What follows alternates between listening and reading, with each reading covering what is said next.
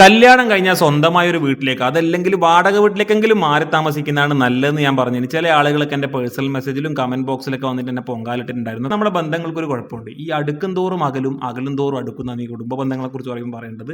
അതായത് നമ്മൾ എത്രത്തോളം അടുക്കുന്നു അത്രത്തോളം നമുക്കിടയിൽ പ്രശ്നങ്ങൾ സ്വാഭാവികമായിട്ട് ഉണ്ടാവും, ഉരുത്തിരിഞ്ഞ് വരും. പഴയ പോലെയല്ല, ഇപ്പോൾ ഈ കൂട്ടുകുടുംബമൊന്നും പ്രാക്ടിക്കലി അത്ര പോസിബിൾ അല്ല, പലർക്കും ചിലക്ക് പറ്റുന്നുണ്ടാവും.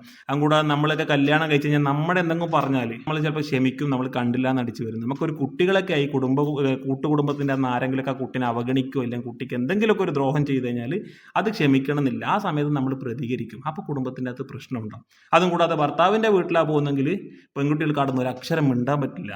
ആ കുട്ടി എന്തെങ്കിലും ഒരു തീരുമാനം എടുത്താൽ അപ്പം അവിടെ നിന്ന് എന്തുകൊണ്ട് താൻ തോന്നിവാസി, അഹങ്കാരി, അങ്ങനെ പല പേരുകളും വാങ്ങേണ്ടി വരും. ഓക്കെ, അതിലും നല്ല എന്താണ്, കല്യാണം കഴിഞ്ഞാൽ സ്വന്തമായ ഒരു വീട്ടിലേക്ക് മാറുക. സ്വന്തമായി മാറാൻ പറ്റില്ല, കുഴപ്പമില്ല. മാസം ഒരു 4000 5000 ഒക്കെ കൊടുത്ത് വാടക വീട്ടിലേക്ക് മാറിയാലും നന്നായിരിക്കും. കുടുംബം എന്തൊക്കെ നല്ല ജോളിയാവും. ഇടയ്ക്കിടയ്ക്ക് അങ്ങോട്ടും ഇങ്ങോട്ടൊക്കെ പോയാൽ മതി, നല്ല ഹാപ്പി ആയിരിക്കും. ഒരു കുഴപ്പമില്ല, ട്രൈ ചെയ്ത് നോക്കുക. ഇനി കുടുംബത്തോടെ ജീവിക്കണം എന്നുള്ളവർക്ക് ജീവിക്കാൻ ഞാൻ അങ്ങോട്ട് ആരോട് മാറി താമസിക്കാൻ നിർബന്ധിച്ചതല്ല.